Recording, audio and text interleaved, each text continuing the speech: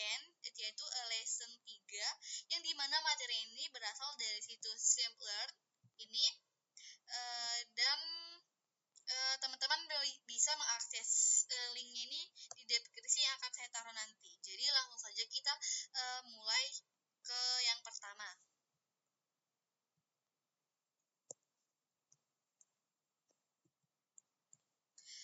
Jadi pada bagian itu kita masuk ke bagian introduction. Nah, dengan judul Blockchain Certification Trading, Bitcoin and Blockchain.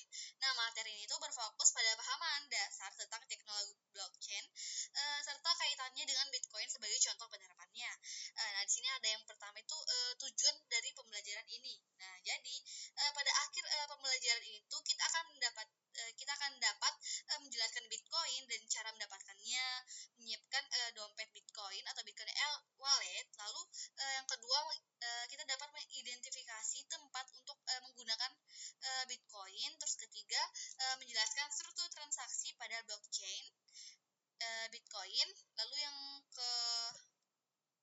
kelima ada memahami peran Bitcoin script dalam transaksi. Yang keenam ada menjelaskan jaringan dan node dalam Bitcoin. Dan yang terakhir ada mengidentifikasi langkah-langkah dalam proses mining Bitcoin. Jadi materi itu mencakup pemahaman tentang struktur transaksi dalam blockchain Bitcoin, sehingga kita itu bisa mengetahui bagaimana proses pengiriman dan penerimaan Bitcoin terjadi di dalam sistem. Nah, tidak hanya itu, kita juga akan mempelajari peran Bitcoin script, yaitu aturan atau kode yang mengatur jalannya transaksi. Dengan memahami seluruh tujuan ini tuh kita tuh diharapkan memiliki pemahaman yang menyeluruh tentang Bitcoin, mulai dari konsep dasar hingga proses teknisnya. Baik, kita lanjut ke video kedua.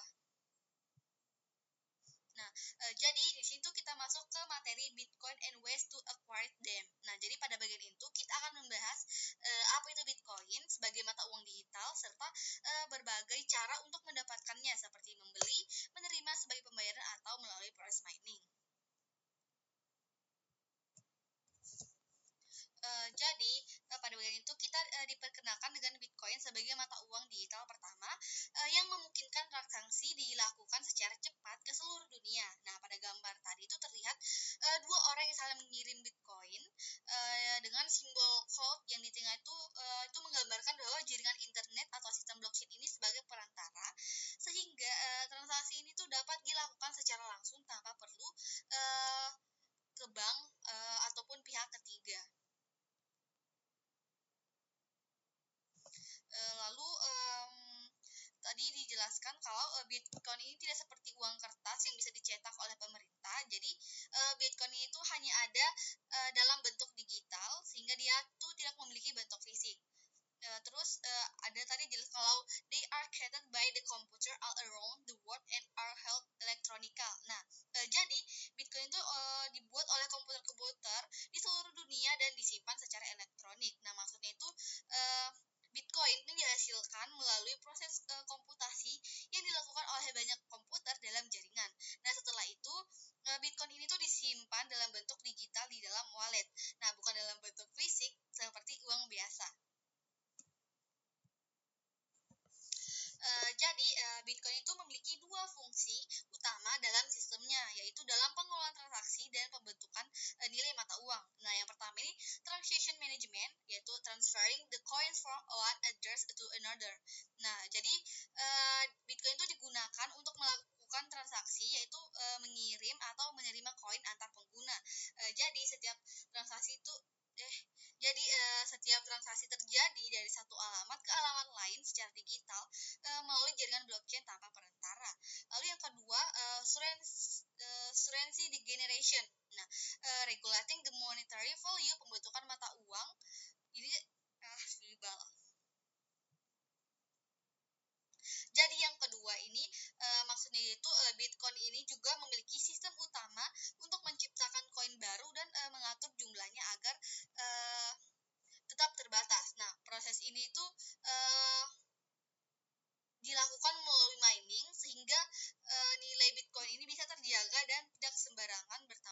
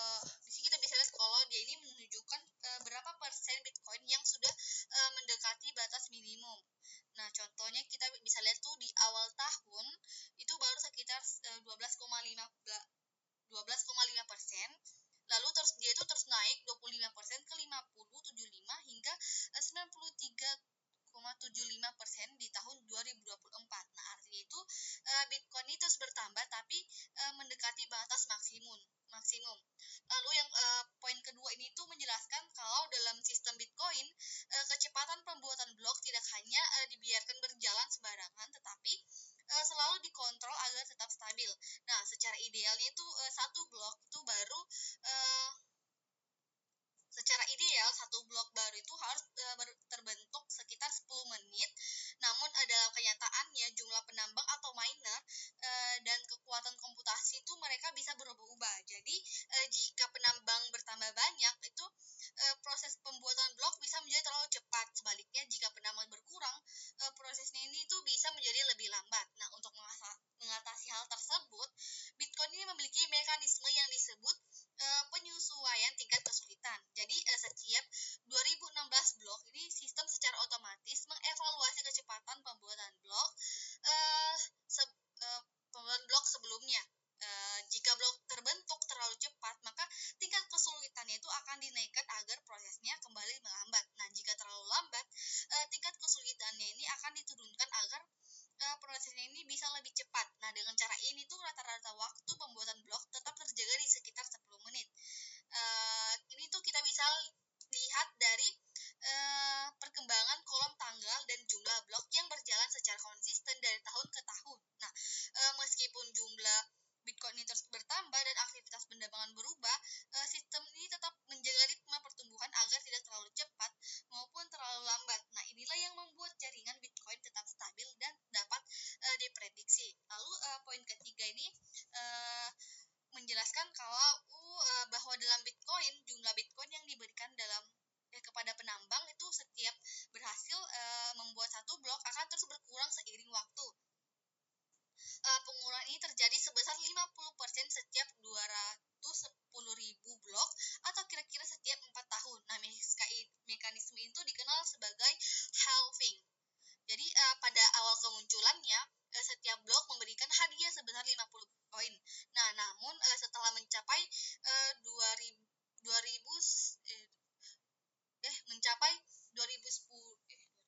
210.000 blok pertama, jumlah tersebut tuh berkurang menjadi 25 Bitcoin per blok. Nah, selanjutnya itu terus berkurang menjadi 12,5 Bitcoin, kemudian 6,25 Bitcoin, dan akan terus menurun di masa depan. Nah, artinya itu semakin lama jumlah Bitcoin baru yang dihasilkan itu akan semakin sedikit. Nah, jika kita lihat pada gambar, hal ini tuh terlihat pada kolom BTC block yang nilainya itu menurun dari 50 menjadi 25, lalu 12,5 dan 6,5. Nah, dampaknya juga terlihat pada kolom BTC Add yang dimana jumlah Bitcoin yang ditambahkan setiap periode itu semakin kecil. Nah, meskipun jumlah total Bitcoin tetap bertambah. Nah, pertambahannya ini menjadi semakin lambat. Nah, dengan adanya sistem ini tuh Bitcoin menjadi semakin langka dari waktu ke waktu. Jadi hal ini penting karena kelangkaan tersebut tuh membantu menjaga nilai Bitcoin agar tidak mengalami inflasi seperti mata uang biasa. Jadi itu pada bagian itu dijelaskan beberapa cara untuk mendapatkan Bitcoin. Nah, cara pertama ini dengan membeli secara online melalui platform exchange. Nah, pengguna cukup membuat akun lalu dapat membeli atau menjual Bitcoin dengan mudah melalui platform tersebut. Di sini yang pertama itu kita bisa buying with cash. Jadi Bitcoin ini juga bisa diperoleh dengan menggunakan uang tunai. Nah, kita dapat mencari penjual di sekitar melalui platform tertentu yang mempertemukan pembeli dan penjual secara langsung. Bahkan saat ini tuh juga sudah tersedia ATM khusus yang memungkinkan kita menukar uang tunai menjadi Bitcoin yang langsung dikirim ke wallet. Nah, jadi pada bagian itu buying Bitcoin from an exchange. Nah, ini itu tuh menjelaskan langkah-langkah untuk membeli Bitcoin melalui exchange. Nah, pertama itu kita perlu memilih platform exchange yang tersedia sesuai dengan negara tempat tinggal kita itu. Nah, setelah itu kita membuat akun dan melengkapi data diri sebagai proses verifikasi. Selanjutnya itu kita menghubungkan rekening bank ke akun exchange agar dapat melakukan transaksi pembelian atau penjualan Bitcoin. Dan yang terakhir itu kita menentukan jumlah Bitcoin yang ingin dibeli dengan memasukkan alamat wallet, lalu melakukan konfirmasi dan menyelesaikan transaksi. Jadi ini step-stepnya, teman-teman bisa lihat. Ini pre-exchange, terus buat akun, habis itu hubungkan ke rekening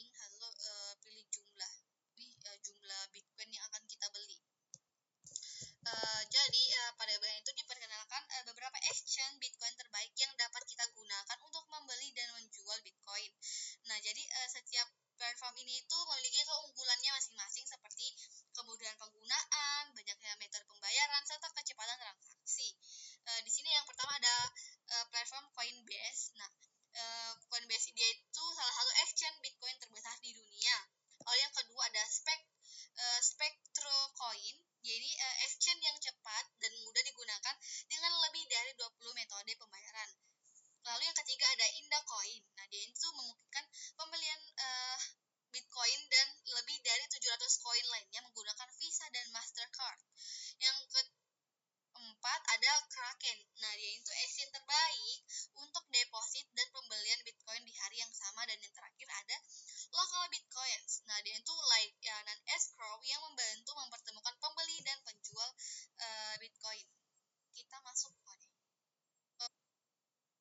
Nah, kita masuk ke bagian Bitcoin wallet and ways to set them up. Nah, jadi bagian ini tuh kita akan membahas tentang Bitcoin wallet, yaitu tempat untuk menyimpan Bitcoin secara digital. Selain itu, kita juga akan mempelajari berbagai cara untuk menyiapkan wallet agar dapat digunakan dengan aman dengan jadi, Bitcoin Wallet ini adalah dompet digital di mana private key digunakan untuk mengakses alamat Bitcoin dan melakukan tanda tangan pada transaksi. Nah, private key ini tuh sangat penting karena digunakan untuk mengakses Bitcoin dan menyetujui transaksi. Jadi, kalau tanpa private key, maka seseorang itu tidak dapat menggunakan atau memindahkan Bitcoin yang dimilikinya. Lalu ada Bitcoin are not stored anywhere.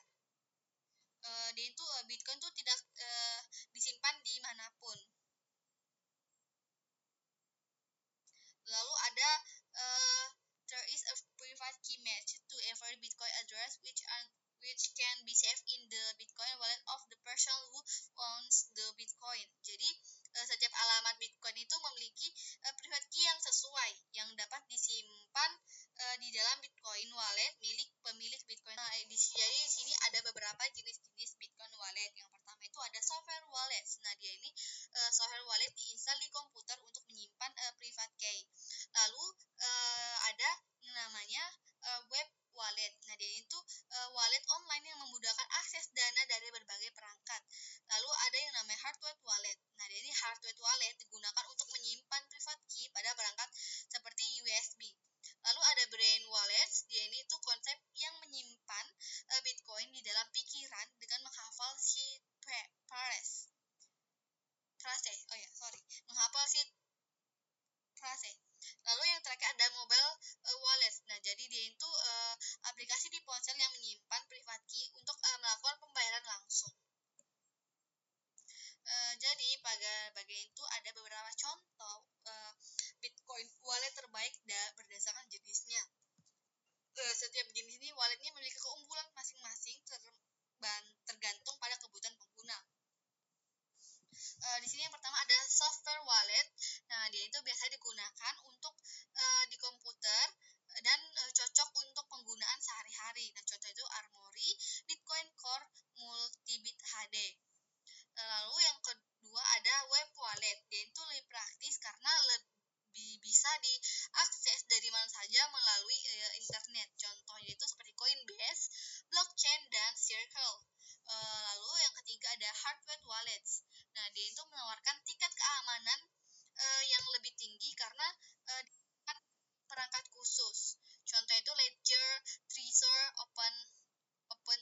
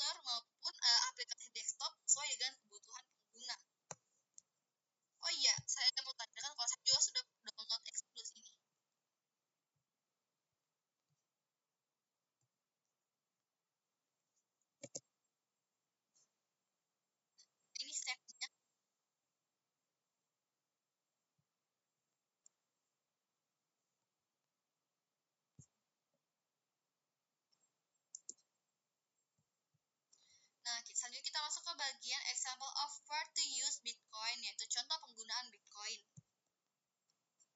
Jadi ada untuk penggunaan Bitcoin.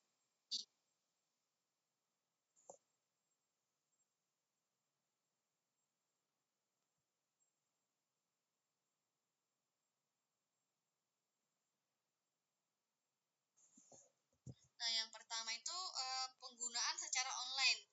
Jadi ada jutaan produk yang bisa dibeli menggunakan Bitcoin. Nah, yang kedua gift card, yaitu kita bisa membeli gift card secara online dengan menggunakan Bitcoin. Dan yang ketiga video games, yaitu perusahaan mulai menyediakan game dan aplikasi yang bisa dibeli dengan Bitcoin ini. Nah, yang kedua spending offline atau penggunaan secara offline. Nah, yang pertama ini sekarang tuh kita bisa membeli makanan hanya dengan Bitcoin. Bahkan ada kafe di Praha yang hanya menerima Bitcoin. Lalu travel, di situ kita bisa membayar hotel secara online serta membeli tiket kapal pesiar dan pesawat menggunakan Bitcoin tersebut. Jadi itu place to spend Bitcoin, yaitu tempat kita menggunakan Bitcoin. Nah, yang pertama ini ada Overstock.com. Nah, di situ itu dia itu perusahaan retail online besar pertama yang menerima Bitcoin. Dan yang kedua ada Spofi Stores.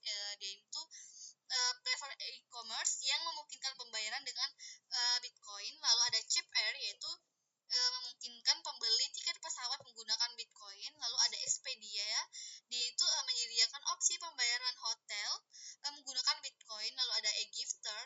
Ini situs gift card yang populer karena menerima pembayaran Bitcoin. Lalu ada Rich Jewelers Inc. Ini toko perhiasan di Amerika yang menerima Bitcoin. Lalu ada Nawek, perusahaan retail elektronik yang menerima Bitcoin. Lalu ada Dish Network, yaitu penyedia TV, satelit, dan internet yang mulai menerima Bitcoin sejak tahun 2014. Dan yang terakhir ada Microsoft, yaitu you can use Bitcoin to deposit funds into your Microsoft account.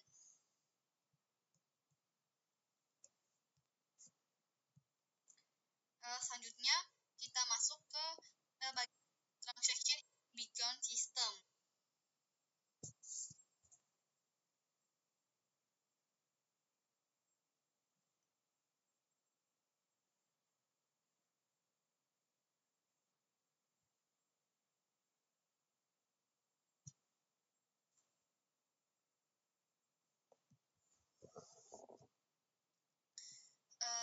Jadi pada bagian itu kita akan membahas bagaimana proses transaksi terjadi dalam sistem Bitcoin ini. Nah, transaksi Bitcoin ini adalah proses pengiriman koin dari satu pengguna ke pengguna lain melalui jaringan blockchain.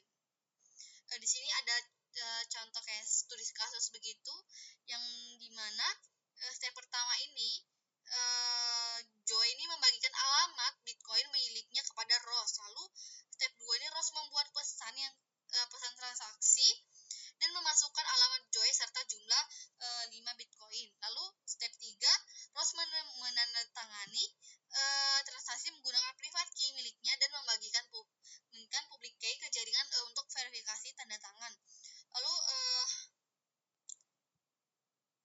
step 4 Ross menyiarkan transaksi tersebut ke jaringan Bitcoin.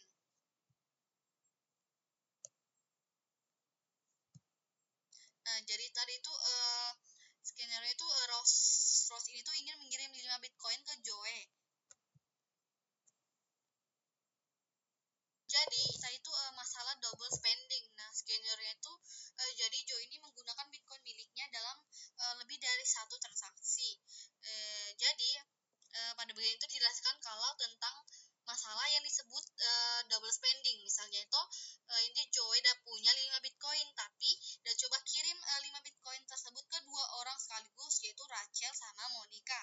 Nah, hal itu menjadi masalah karena satu Bitcoin itu seharusnya hanya bisa digunakan satu kali. Jadi tidak ada sistem yang mengatur, maka transaksi ganda seperti itu hanya merugikan pihak lain. Oleh karena itu, dalam sistem blockchain itu jaringan blockchain ini akan melakukan verifikasi untuk memastikan bahwa setiap transaksi itu valid dan mencegah terjadinya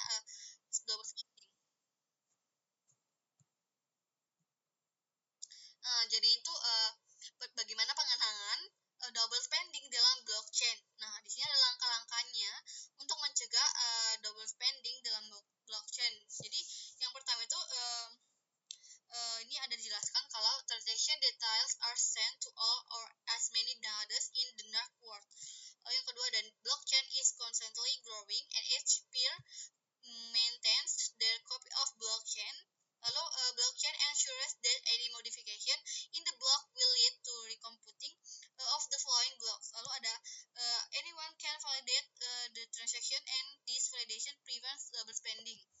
Jadi untuk mengatasi masalah double spending itu, setiap transaksi yang dilakukan akan disebarkan ke banyak node dalam jaringan sehingga tidak hanya satu pihak yang mengetahui transaksi tersebut. Nah, selain itu setiap node ini memiliki salinan blockchain yang terus diperbarui. Nah, jadi jika ada perubahan pada satu blok, maka blok-blok berikutnya itu juga akan terpengaruh sehingga manipulasi data menjadi sangat sulit dilakukan.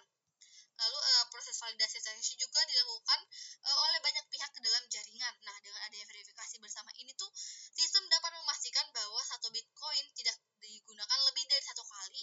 Nah, inilah yang membuat jaringan blockchain itu menjadi tetap aman, mampu mencegah terjadinya double spending.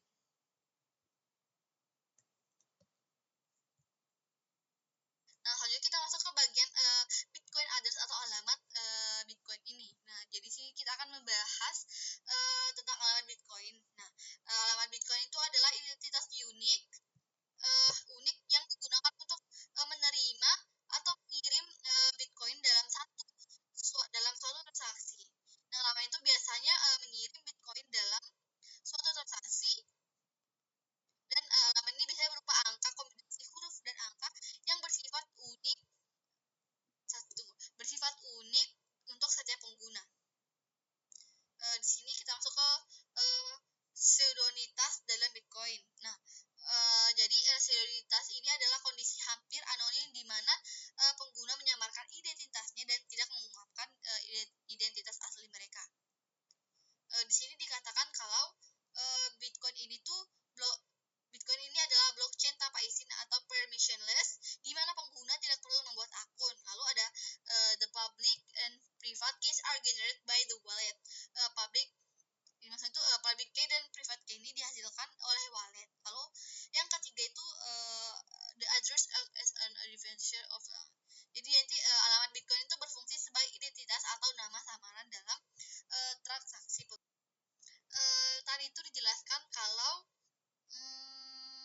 ini konsep pseudonitas dalam Bitcoin itu pengguna tidak menggunakan identitas asli mereka saat melakukan transaksi, melainkan mereka ini menggunakan alamat Bitcoin sebagai identitas. Nah, tadi kita lihat ada gambar yang dimana si cewek udah kirim Bitcoin ke cowok.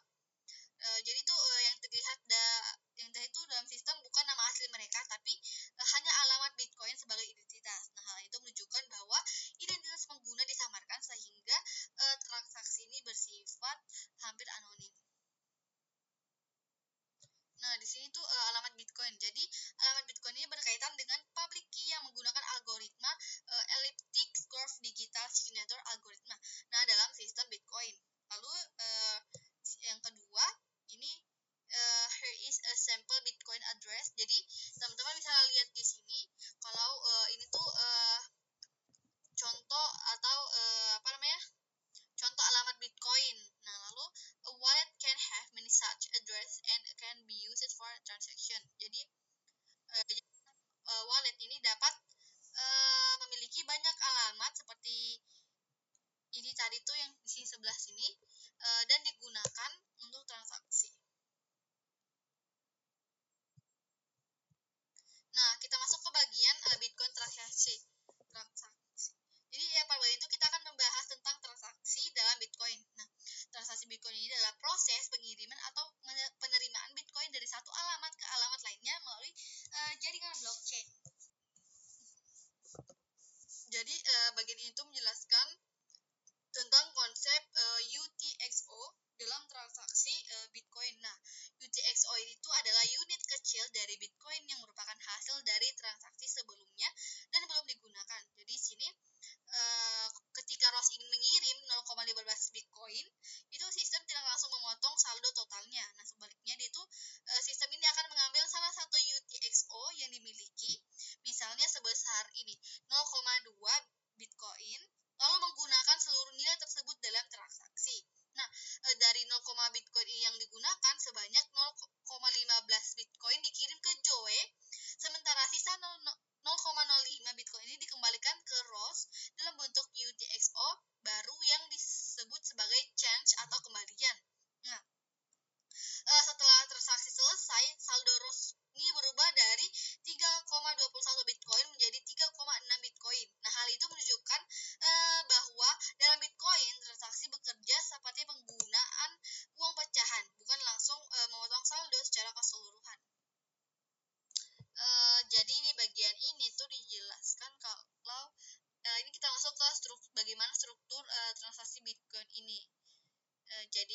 sebuah transaksi Bitcoin memiliki 3 bagian informasi. Yang pertama ini tuh input. Nah, dia itu adalah catatan alamat Bitcoin di mana yang digunakan untuk mengirim Bitcoin kepada penerima sebelumnya. Lalu yang kedua amount.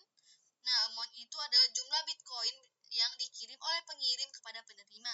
Lalu ada output. Nah, dia itu dikirim kembali ke alamat pengirim sebagai kembalian. Jadi begini, input itu adalah sumber Bitcoin yang digunakan dalam transaksi, yaitu berasal dari alamat pengirim. Nah, dalam contoh di sini kita dapat lihat itu pengirim itu memiliki input sebesar 5 Bitcoin. Nah, kemudian amount adalah Bitcoin jumlah Bitcoin yang benar-benar dikirim ke penerima, yaitu sebesar 2 BTC. Nah, karena input yang digunakan lebih besar dari jumlah yang dikirim, maka akan ada sisa sebesar 3 BTC.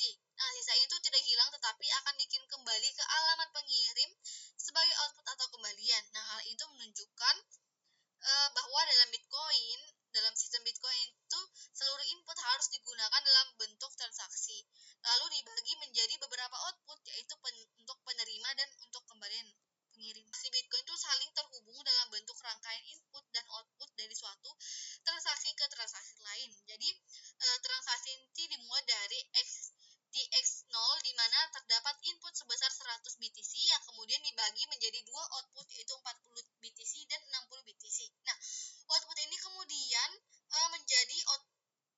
menjadi input untuk transaksi berikutnya. Lalu pada TX1 40 Bitcoin digunakan sebagai input dan dikirim ke Rachel, sedangkan TX2 60 Bitcoin ini digunakan sebagai input dan dikirim ke Joe. Nah, selanjutnya pada TX3 itu sebagian Bitcoin kembali digunakan sebagai input, yaitu 30 Bitcoin yang kemudian dibagi menjadi beberapa output, misalnya 10 BTC ke alamat lain dan 10 BTC ke Mark. Nah, terakhir pada TX4 ini terdapat input sebesar 50 BTC yang kembali digunakan untuk transaksi berikutnya. Nah, hal itu menunjukkan bahwa dalam sistem Bitcoin, setiap transaksi saling terhubung seperti rantai. Output dari satu transaksi akan menjadi input bagi transaksi selanjutnya. Nah, inilah yang membentuk struktur blockchain, di mana semua transaksi dapat ditelusuri dari awal hingga akhir.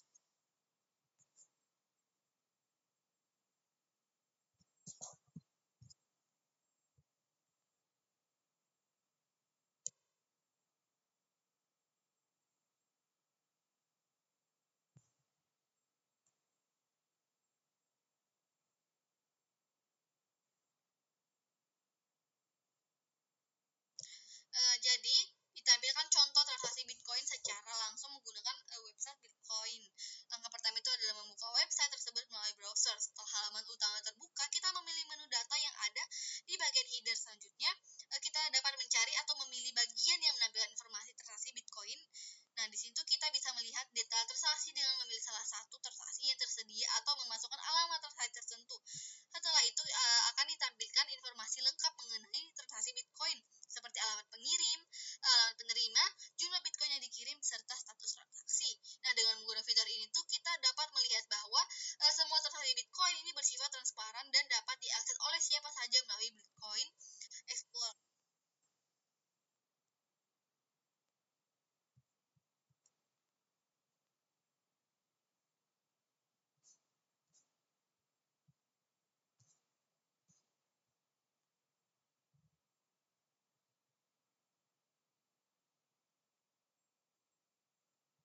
Nah, kita masuk ke bagian Bitcoin Script Construction. Dia ini membahas yaitu sekumpulan kode atau perintah yang digunakan untuk mengatur bagaimana suatu transaksi Bitcoin ini dapat dilakukan.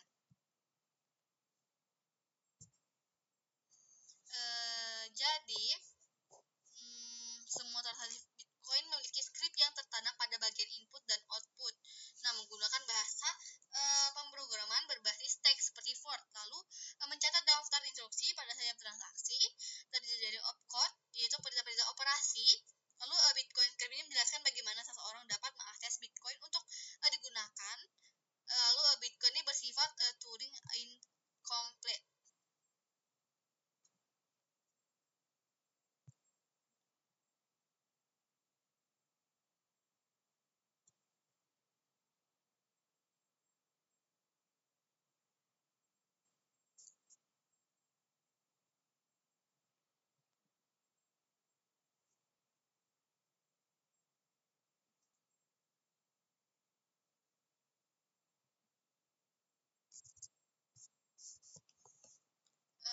Jadi tadi pada bagian yang tadi tuh yang di bagian uh, skenario kalau Joe ini memverifikasi apakah transaksi ini benar-benar dikirim oleh Rose.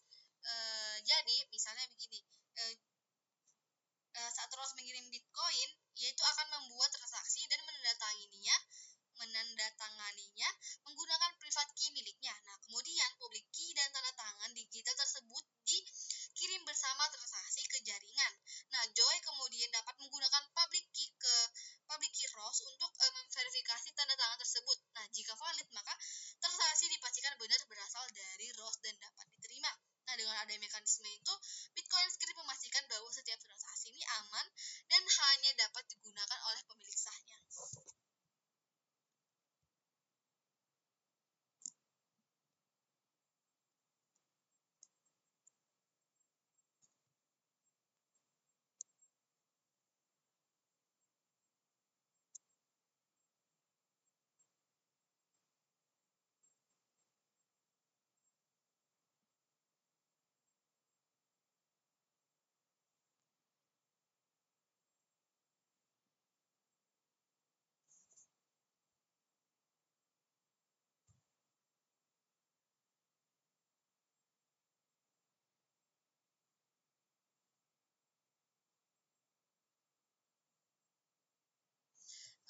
Jadi di bagian Bitcoin Script Configuration itu dijelaskan kalau uh, script itu terdiri dari dua bagian, yaitu script seek dan script pubkey. Nah, script seek itu berisi data dari pengirim seperti tanda tangan digital, sedangkan script pubkey ini berisi aturan yang harus dipenuhi agar Bitcoin ini bisa digunakan oleh penerima.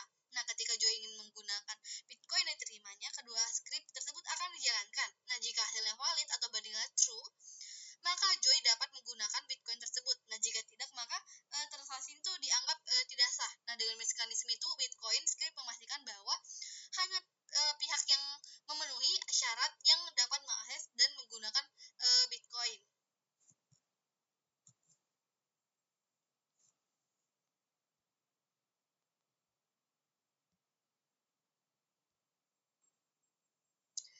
Kita masuk ke bagian Bitcoin Script Interaction. Nah, pada bagian itu kita akan membahas tentang instruksi dalam Bitcoin dan script. Nah, instruksi ini merupakan perintah-perintah yang dijalankan untuk memverifikasi suatu transaksi Bitcoin.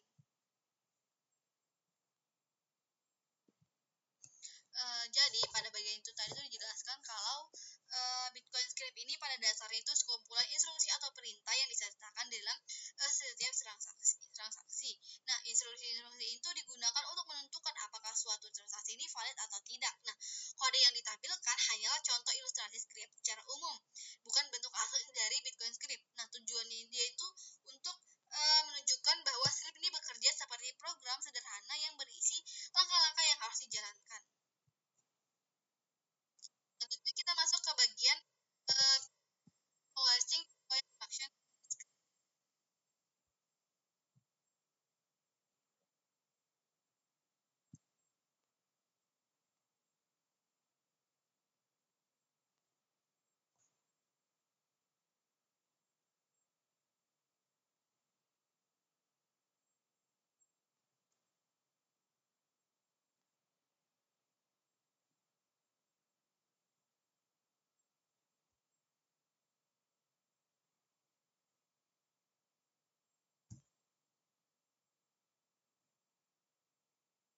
Kok belum selesai?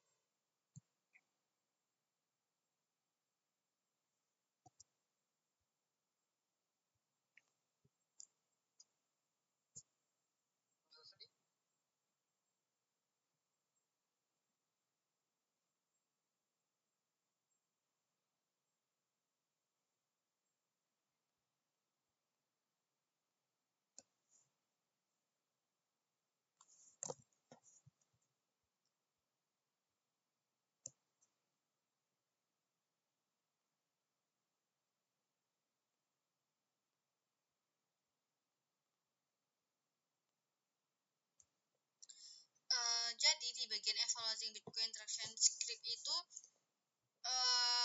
script Bitcoin ini bekerja menggunakan sistem stack atau tumpukan data. Nah, data seperti signature dan public key itu dimasukkan ke dalam stack, lalu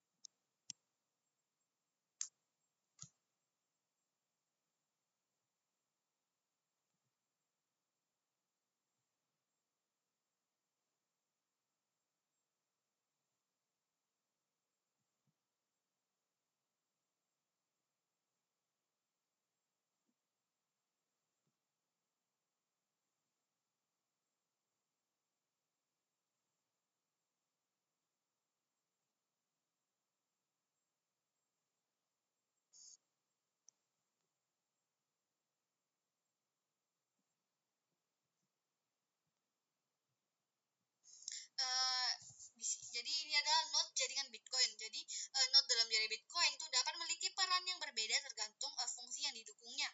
Di sini ada full Bitcoin node adalah gabungan dari 4 fungsi. Nah, yang pertama itu ada wallet. Nah, wallet itu biasanya menjadi bagian dari full node, terutama pada aplikasi Bitcoin desktop. Lalu selanjutnya ada miner, yaitu beberapa node penambang juga merupakan full node yang menyimpan salinan lengkap blockchain. Lalu ada full blockchain. Nah, dia itu full node menyimpan salinan lengkap dan terbaru dari blockchain. Lalu ada yang terakhir, network routing node. Nah, jadi semua node memiliki fungsi routing untuk berpartisipasi dalam jaringan. Jadi ini adalah jenis node Bitcoin. Nah, teman-teman bisa lihat saja di sini. Yang pertama ada reference client Bitcoin Core. Jadi contains a wallet, miner, full blockchain database, and network routing node on the Bitcoin peer-to-peer network. Lalu ada full blockchain yang tadi, ada solo miner, ada lightweight SPF wallet, full protocol service, server, lalu ada mining node dan lightweight SPV Stratum wallet. Selanjutnya kita masuk ke bagian joining Bitcoin network atau bergabung dengan jaringan Bitcoin. Jadi dalam jaringan Bitcoin ini terdapat node khusus yang disebut seed nodes yang memiliki daftar alamat node lain. Jadi node yang ingin bergabung akan meminta daftar alamat ke seed node. Nah, kita tonton.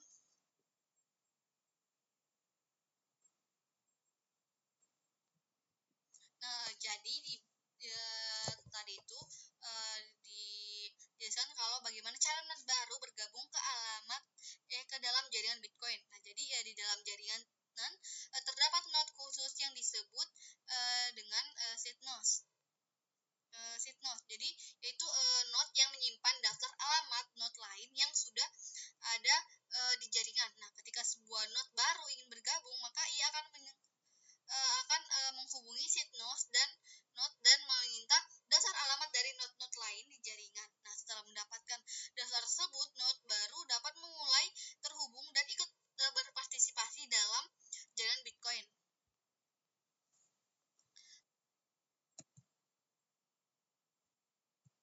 Jadi kalau bagian itu intinya dijelaskan kalau lanjutan proses node bergabung ke jaringan Bitcoin, lalu setelah mendapatkan daftar alamat dari seed node, maka node baru akan memilih salah satu alamat yang tersedia untuk mulai terhubung ke jaringan. Nah, setelah berhasil terhubung, maka node tersebut resmi menjadi bagian dari jaringan Bitcoin sebagai newly joined node. Nah, dari situ node baru bisa mulai berpartisipasi dalam proses jaringan seperti menerima dan menyebarkan informasi transaksi. Selanjutnya kita masuk ke bagian mining in Bitcoin blockchain.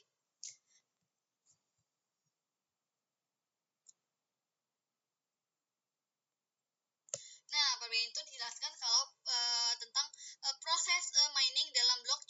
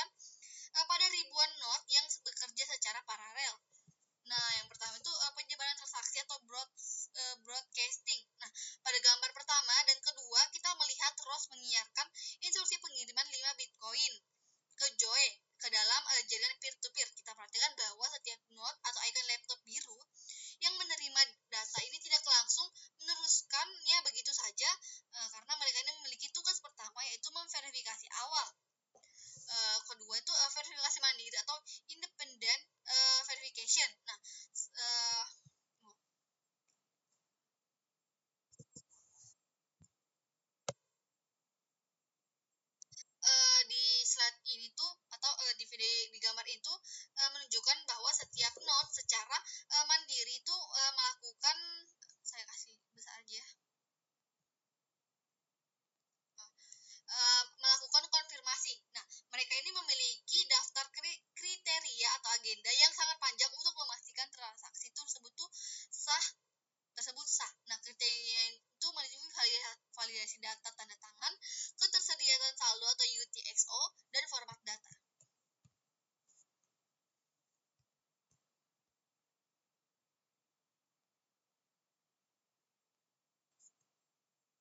Nah, selanjutnya kita masuk ke bagian independent aggregation of transaction. Jadi, setelah transaksi menyebar ke seluruh jaringan melalui proses relaying, setiap penambang tuh kini memiliki daftar transaksi yang menunggu untuk konfirmasi. Nah, jadi kita bedah bagaimana mereka menyusun daftar tersebut. Yang pertama itu mereka mempool atau transaction pool.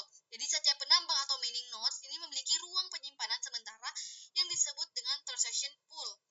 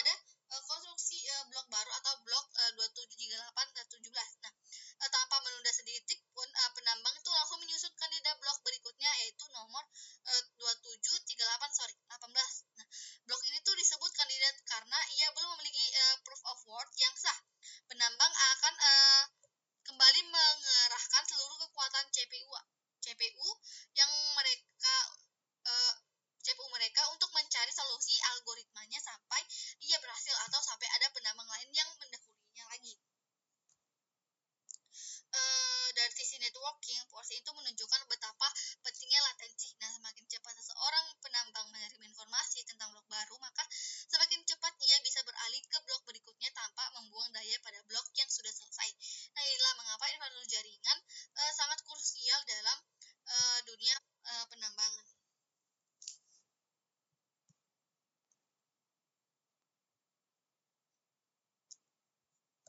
Selanjutnya kita masuk ke bagian mining puzzle.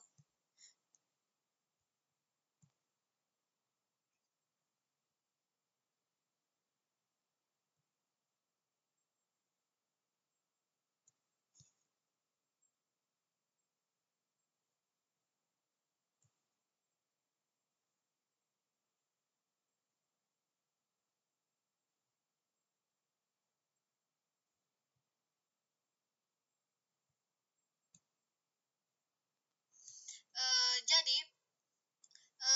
kita lihat apa yang sebenarnya dikerjakan oleh mesin-mesin penambang yang sangat kuat itu. Nah, mereka ini tuh sebenarnya sedang mencoba memecahkan sebuah teka-teki kriptografi yang sangat sulit untuk ditemukan solusinya, namun sangat mudah untuk diverifikasi. Yang kita perhatikan di bagian atas slide, kita melihat 3 blok. Ada blok N1, blok N kurang min 1, blok N dengan blok N plus 1. Nah, inti dari keamanan blockchain ini adalah setiap blok menyimpan hash of previous block. Nah, contohnya blok N ini menyimpan hash dari blok N-1. Nah, inilah yang menciptakan rantai digital. Nah, jika salah satu data saja di blok N-1 ini diubah, maka header hashnya berubah dan seluruh blok berikutnya akan menjadi tidak valid. Nah, inilah yang membuat blockchain immutable atau mustahil diubah tanpa merusak seluruh rantai. Lalu di bagian bawah,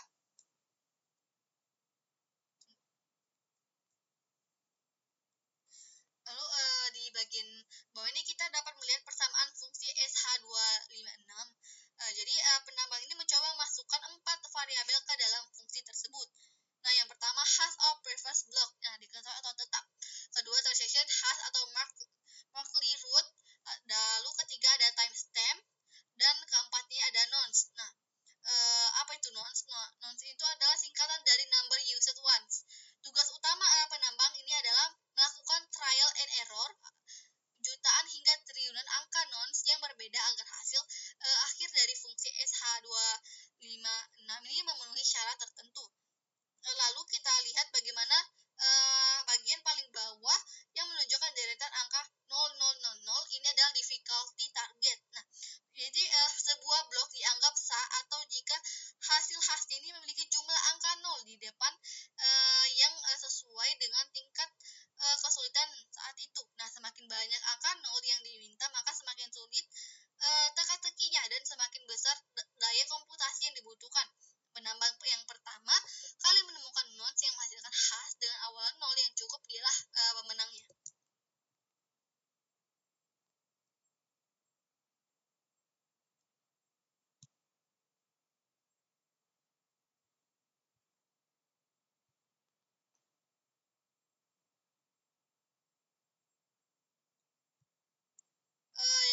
Jadi tadi tuh yang ini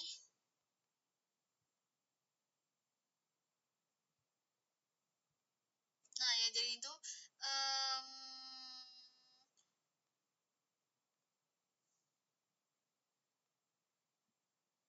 jadi itu adalah momen eureka di dalam jaringan Bitcoin. Atau yang pertama itu aturan 10 menit atau target time. Jadi sesuai keterangan di slide pertama, Bitcoin ini dirancang agar satu blok rata-rata ditemukan setiap 10 menit. Nah, penambang yang berhasil menemukan angka nonce yang tepat dalam periode tersebut akan menjadi pemenang kompetisi dan berhak menghasilkan blok baru atau generates the block. Nah, lalu kita perhatikan ikon penambang di sebelah kanan atas yang memiliki tanda centang biru. Ia telah sukses menambang new block.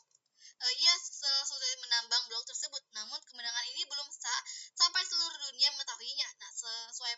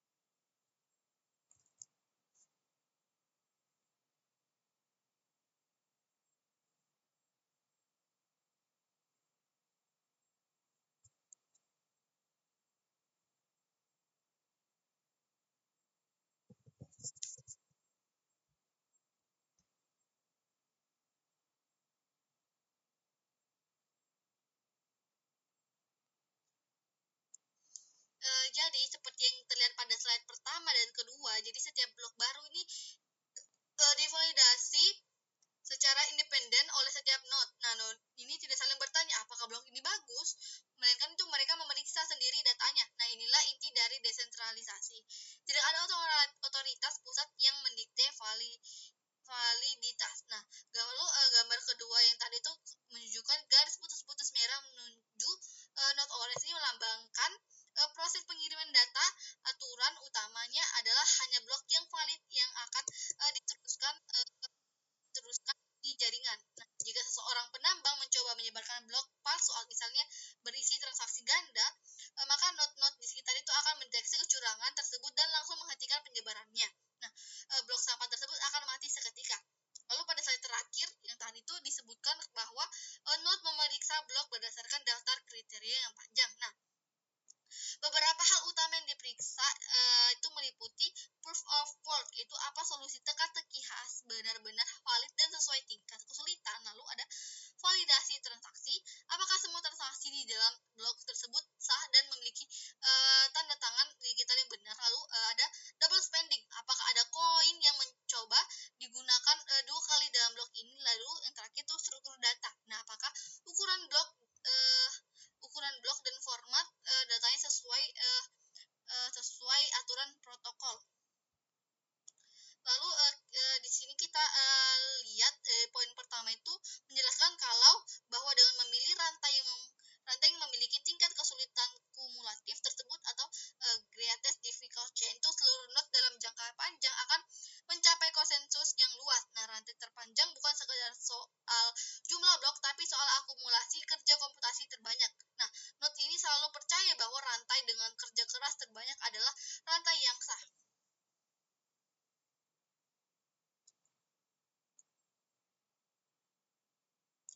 Lalu yang kedua ini brief error between, kadang terjadi percabangan sementara karena latensi jaringan. Nah, namun sebagaimana disebutkan di poin kedua, kesalahan atau perbedaan ini akan diselesaikan secara alami begitu satu rantai menjadi lebih panjang karena penambang lain menambahkan proof of work di atasnya. Nah, node-node akan secara otomatis beralih ke rantai yang lebih panjang tersebut dan meninggalkan rantai yang lebih pendek. Nah, terus yang poin terakhir ini sangat menarik karena mining nodes vote with their mining power. Nah, dalam demokrasi Bitcoin, satu CPU atau ISIC setara dengan satu suara. Nah, penambang ini memilih rantai mana yang mereka anggap benar dengan cara mengalokasikan daya komputasi mereka untuk memperpanjang rantai tersebut. Nah, jika mayoritas daya tambang mereka pada rantai yang sama, maka rantai itulah yang menang.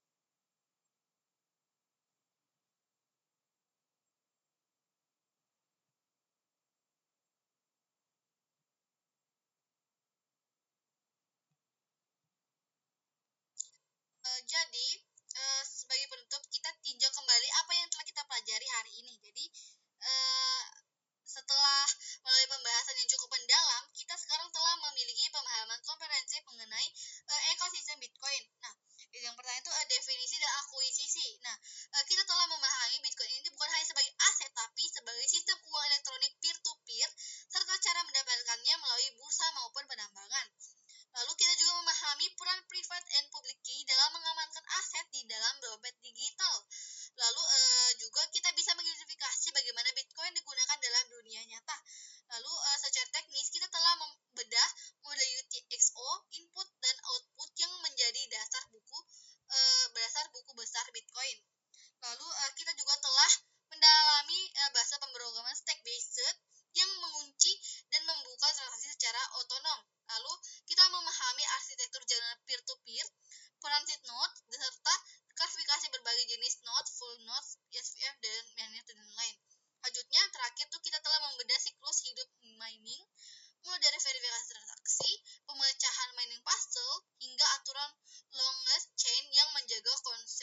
global.